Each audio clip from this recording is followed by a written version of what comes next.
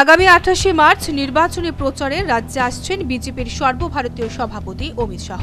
এদিন বিকেলে আগরতলায় আসবেন তিনি। বিজেপি মনোনীত পশ্চিম ত্রিপুরা আসনের প্রার্থী প্রতিমা ভৌমিকের সমর্থনে আয়োজিত রোড শোতে অংশ নেবেন তিনি। রাজ্যে এসেই নির্বাচনের রণকৌশল নিয়ে বিজেপির কোর কমিটির সদস্যদের সঙ্গে আলোচনায় বসবেন।